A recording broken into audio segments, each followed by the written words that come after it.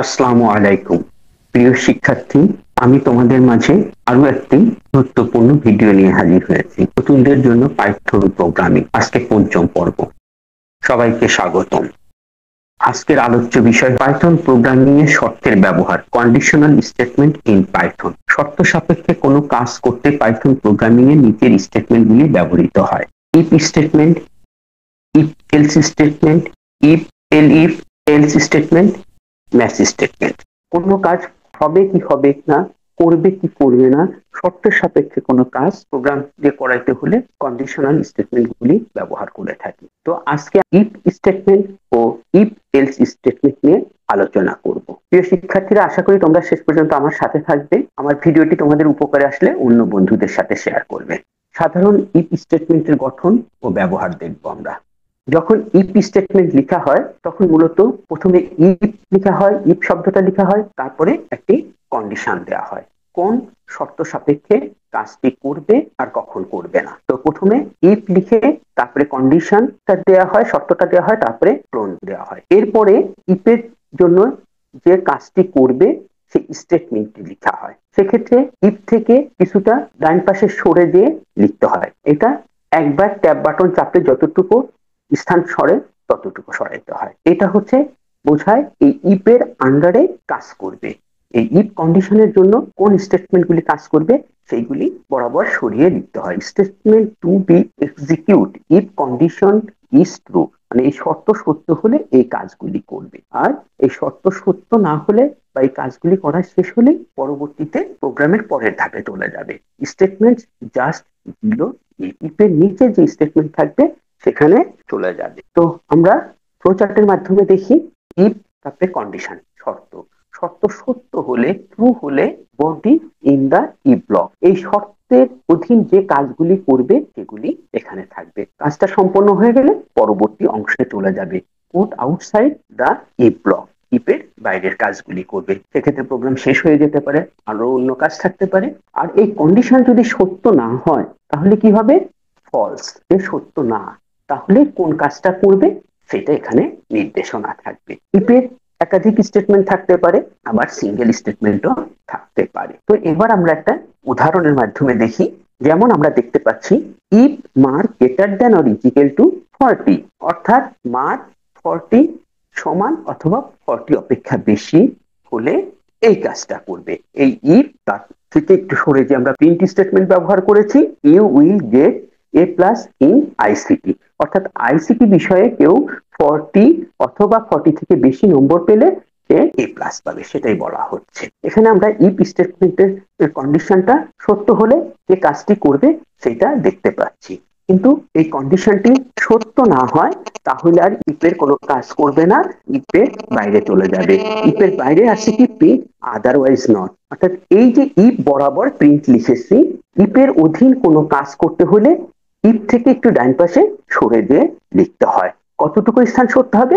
একবার ট্যাব দিলে যতটুকু জায়গা সরে ততটুকুই যথেষ্ট। এই ইফের অধীন যে কাজগুলি করাইতে হবে সেই কাজগুলি এই প্রিন্ট বরাবর নিচে নিচে লিখতে হবে। যতগুলি স্টেটমেন্ট লেখা হবে এই ইফ কন্ডিশন সত্য হলে সেই কাজগুলি হবে, আর যদি ইফ কন্ডিশন মিথ্যা হয় এই ইফের বডির কাজগুলি হবে না, সরাসরি বাইরের কাজে চলে যাবে। আশা করি আমরা একটি সাধারণ ইফের গঠন ও ব্যবহার বুঝতে পারলাম। এরপরে আমরা পাইথনে কোড লিখে রান করিয়ে দেখব। তো চলো দেখা যাক। তো পাইথন প্রোগ্রামিং এ কোড লেখার জন্য থনিতে ফেরত আসলাম। এখানে আমরা প্রথম যে প্রোগ্রামটা লিখতে চাই একটি সাধারণ ইফ। মার্ক একটি ভেরিয়েবল, যেখানে একজন শিক্ষার্থীর মার্কস ইনপুট নেওয়া হবে। Insert your marks in ICT. তো প্রিয় শিক্ষার্থী, লক্ষ্য করো, প্রথমে আমরা মার্ক নামে একটা ভেরিয়েবল ঘোষণা করলাম এবং সেই ভেরিয়েবলের ভ্যালু অ্যাসাইন করছি ইন্টিজার টাইপের, এবং ইনপুটের মাধ্যমে ইউজারের কাছ থেকে ভ্যালুটা নিব। সেই ভ্যালুটা কোথায় রাখবে? মার্ক ভেরিয়েবলে। এবার আমরা ইফ কন্ডিশনাল স্টেটমেন্টের ব্যবহার দেখাবো। ইফ 40, যে মার্কটা নিবে সেই মার্কটা greater than or equal to 40, যদি 40 অপেক্ষা বড় অথবা সমান হয় তাহলে কি ঘটবে? ইফ লিখে ভেরিয়েবলটা লিখলাম, তারপরে রিলেশনাল অপারেটর দিলাম, তারপরে ভ্যালুটা লিখলাম। এবার অবশ্যই প্রন দিতে হবে। এটা হচ্ছে ইফ স্টেটমেন্টের সিনট্যাক্স, নিয়ম। আরেকটু লক্ষ্য করো, ইফ কন্ডিশনটা সত্য হলে কি করবে সেইটা লিখতে হবে। সেটা লেখার সময় পরের লাইনে ইফ থেকে একটু ডাইন দিকে সরে এসে লিখতে হবে। এটাই কিন্তু নিয়ম। প্রিয় শিক্ষার্থী লক্ষ্য করো, একটু ডাইন পাশে সরে আসতে হবে, একটু ইনডেন্টেশন দিতে হবে, তবে এই ইফের অধীন সেটা কাজ করবে, না হলে কিন্তু এরর দেখাবে। এবার প্রিন্ট স্টেটমেন্টের মধ্যে আমরা লিখছি ইউ হ্যাভ পাস্ট, অর্থাৎ যদি 40 থেকে বেশি বা সমান পায় তাহলে সে পাস করেছে, এই মেসেজটা দিবে। তো আমরা রান করিয়ে দেখি। তো এখানে আমি নাম্বার দিলাম 42, দেখো দেখাচ্ছে ইউ হ্যাভ পাসড। প্রিয় শিক্ষার্থী আবারও লক্ষ্য করো, রান করাই।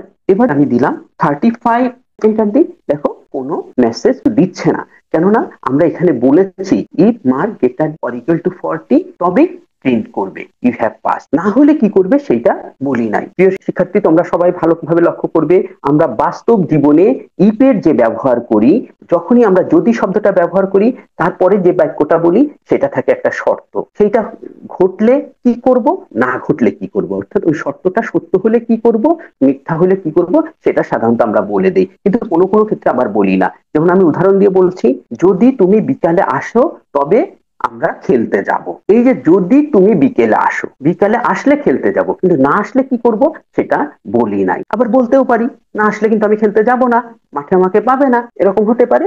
তো বাস্তব জীবনে যদি আমরা ঠিক যেভাবে ব্যবহার করি, প্রোগ্রামিং এর ক্ষেত্রেও ইফ স্টেটমেন্টটা একই রূপে ব্যবহৃত হয়। যেরকম এই ক্ষেত্রে আমি বলেছি if mark greater is equal to 40 you have passed, কিন্তু 40 কম পেলে কি হবে সেটা বলি নাই, যে কারণে 35 দেখানোর পরে কোনো রেজাল্ট আমরা পাচ্ছি না।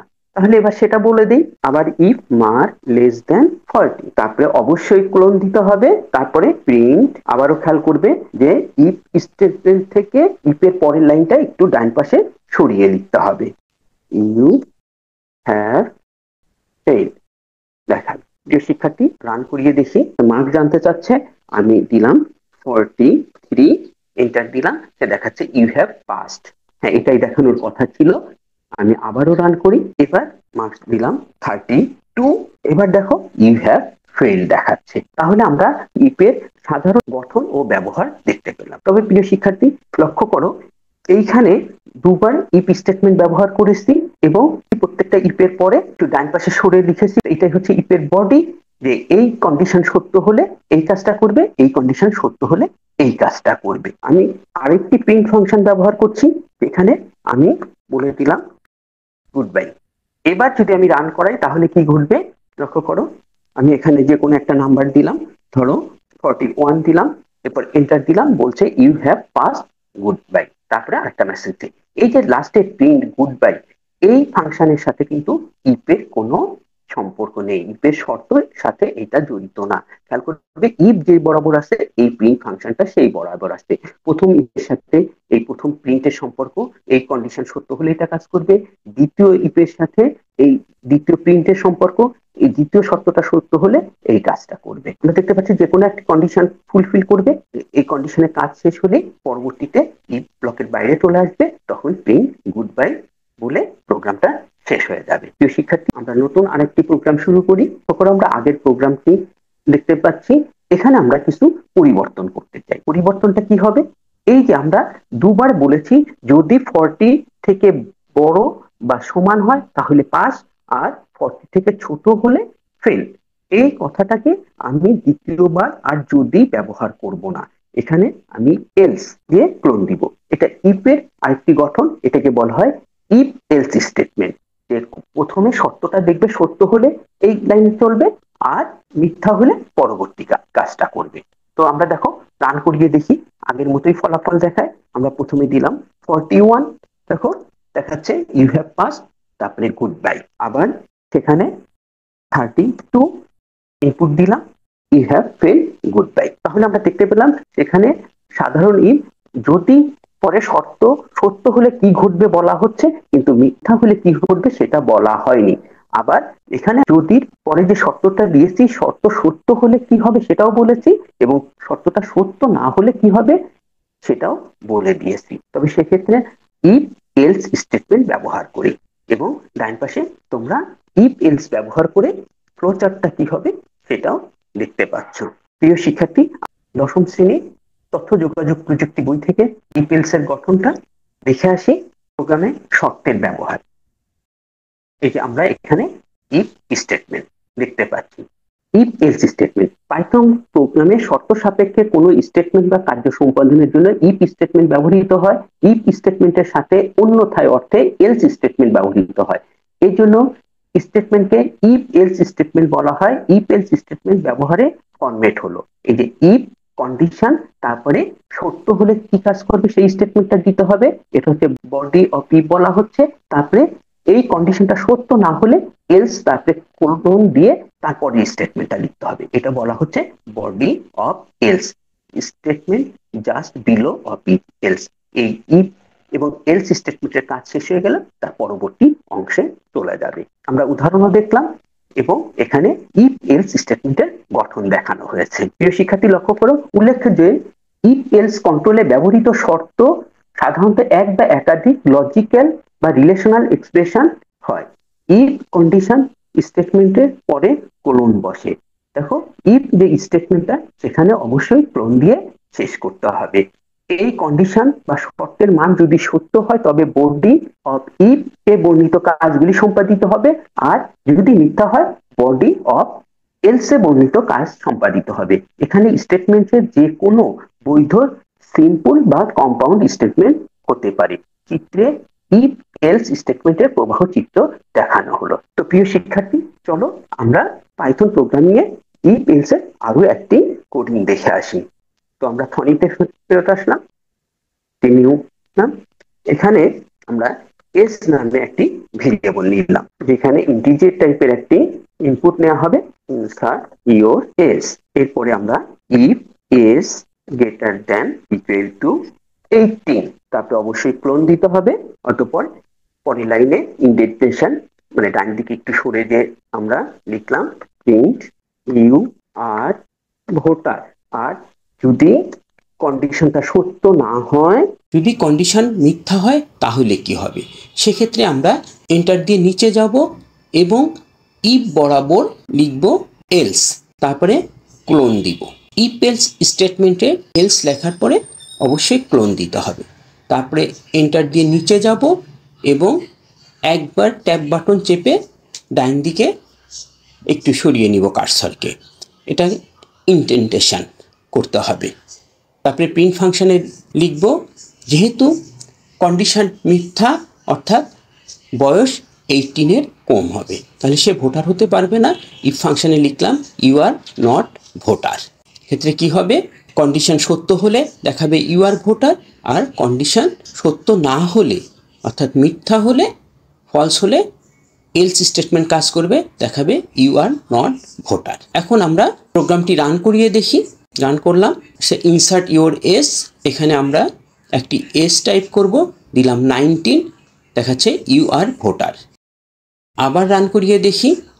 এবার ইনসার্ট ইওর এজে আমি দিলাম 15, ইউ আর নট ভোটার, অর্থাৎ এস কন্ডিশনটা ফলস হওয়াতে দেখাচ্ছে ইউ আর নট ভোটার। এখন আমি চাচ্ছি you are voter or you are not voter, যেটাই প্রদর্শন করুক না কেন প্রদর্শন শেষে বলবে থ্যাংক ইউ। এর জন্য আমি কি করব, print you are not voter এর নিচের লাইনে যাব এবং ইফ এলস যে বরাবর আছে সেই বরাবরই প্রিন্ট ফাংশনে দিব থ্যাংক ইউ। এবার আমরা প্রোগ্রামটি রান করাই এবং ইনসার্ট ইওর এস এখানে দিলাম 22, দেখাচ্ছে you are voter thank you. আবার রান করাই এবং ইনসার্ট ইওর এস এখানে দিলাম 12, এন্টার দেওয়ার পর দেখাচ্ছে you are not voter thank you. তাহলে আমরা প্রিন্ট ফাংশনে যে থ্যাংক ইউ লিখেছি সেটা উভয় ক্ষেত্রে কার্যকরী হলো। প্রিয় শিক্ষার্থীরা, আশা করি তোমরা বুঝতে পেরেছো ইফ এলস স্টেটমেন্ট কিভাবে কাজ করে। প্রিয় শিক্ষার্থী, এরপরে আমরা গল্পে ও ছন্দে ইফের ব্যবহার দেখব। ইফের গল্প। ইফ যাবে বাড়ি, সামনে বড় নদী, কেমনে দিবে পারি, ইফ ভাবে এখন কি করি, কেমনে যাব বাড়ি।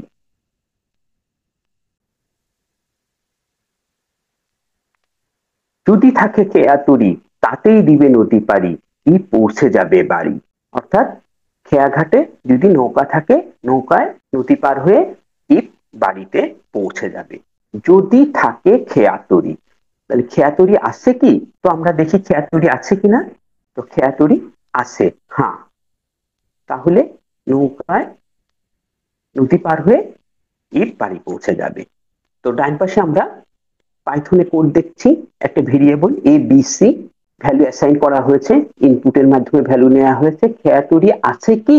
তাই ইউজার ইনপুট দিবে if A B C equal operator Y, relational অপারেটরে জেনেছি ডাবল ইকুয়াল চিহ্ন মানে ইকুয়াল অপারেটর। যদি ইনপুট ওয়াই দেয় অর্থাৎ খেয়া তরি আসছে, তাহলে প্রিন্ট খেয়া নৌকায় নদী পার হয়ে বাড়ি যাও। তাহলে সে খেয়া নৌকায় নদী পার হয়ে বাড়ি যেতে পারবে। এটা একটা সাধারণ ইফের একবার ইফ ব্যবহার করা হয়েছে এবং তার জন্য একটি স্টেটমেন্ট দেয়া হয়েছে। কিন্তু খেয়া তরি না থাকলে কি হবে সেটা কিন্তু এখানে বলা হয়নি। এটা সিম্পল ইফের গঠন। প্রিয় শিক্ষার্থী, তোমরা লক্ষ্য করে থাকবে আমরা বাস্তব জীবনে ইফ দিয়ে বা যদি দিয়ে যত কথা বলে থাকি, সেই কথাগুলো প্রথমে যদি বলি, তারপরে একটি বাক্য বলি, সেই বাক্যটি থাকে শর্ত। সেই শর্ত সত্য হলে এক ধরনের কাজ হবে, মিথ্যা হলে আর এক ধরনের কাজ হবে। অনেক সময় সত্য হলে কি হবে সেটাই আমরা বলি, মিথ্যা হলে কি হবে সেটা বলার প্রয়োজন হয় না। এখানে সেই ধরনের যদি তুমি আসো তাহলে ঘুরতে যাব, এই যে যদি তুমি আসো এটা হলো শর্ত। না আসলে কি হবে সেটা কিন্তু বলিনি। যদি তুমি আসো তাহলে ঘুরতে যাব, তাহলে তুমি আসলে ঘুরতে যাব, না আসলে কি করব সেটা বলা হয়নি। আবার অনেক সময় আমরা বলে থাকি যদি তুমি আসো ঘুরতে যাব, না হলে যাব না। এ না হলে কি হবে সেটাও বলে দেই। তো এখানে আমি যেটা দেখিয়েছি, যদি খেয়া তরি থাকে তবে নদী পার হয়ে বাড়ি যাবে। তাহলে এবার দেখা যাক খেয়া তরি না থাকলে কি হবে। আর যদি না থাকে তরি, ইফ যাবে না আজ বাড়ি। তাহলে যখন খেয়া তরি সে পেল না, তখন সে বাড়ি যাবে না। তাই কি হয়, ইফ ভাবে অন্য উপায়। সন্ধে সন্ধে বলা হয়েছে ইফ চিন্তা করতেছে আমি বাড়ি যাবই যাব, তাহলে কিভাবে যাব। সাথেই দিবে নদী পারি, ইফ যাবেই যাবে বাড়ি। তাহলে খেয়া তরি না পেলে ইফ কি করবে, সাথে নদী পাড়ি দিবে এবং বাড়ি পৌঁছাবে। সেটাই এই যে এলস সাথে নদী পার হয়ে বাড়ি যাও। অর্থাৎ এই যে শর্তটা দেয়া ছিল এ বি সি ইকুয়াল ওয়াই, খেয়া তরি আছে কি? ওয়াই ইয়েস, তাহলে সে খেয়া নৌকায় পার হবে। আর যদি না থাকে এলস। লক্ষ্য করবে আবারও এলস লিখে ক্লোন দেয়া হয়েছে। এক্ষেত্রে খেয়াল রাখবে ইফ বরাবর নিচে এলস লেখা হয়েছে এবং ক্লোন দিয়ে তারপরে প্রিন্ট ব্যবহার করা হয়েছে, এর সাথে নদী পার হয়ে যাও, তাহলেই সাথে নদী পার হবে। প্রিয় শিক্ষার্থী, আশা করি বুঝতে পেরেছো ইফের ব্যবহার। আমরা বাস্তব জীবনে ইফ যেভাবে ব্যবহার করি, ঠিক প্রোগ্রামিং এর ক্ষেত্রেও ইফের ব্যবহারটা ওরকমই। তবে চলো পাইথন প্রোগ্রামিং এ কোড লিখে বিষয়টি আমরা আরো ভালোভাবে বুঝে নেই। তো প্রিয় শিক্ষার্থী, তোমরা বুঝতে পেরেছো ইফ এলস স্টেটমেন্ট কিভাবে কাজ করে। আমার ভিডিওটি তোমাদের উপকারে আসলে অন্য বন্ধুদের সাথেও শেয়ার করবে। আর তোমরা যারা আমার চ্যানেলটি সাবস্ক্রাইব করোনি অবশ্যই সাবস্ক্রাইব করবে। সবাই ভালো থাকবে, সুন্দর থাকবে। আল্লাহ হাফেজ। আসসালামু আলাইকুম।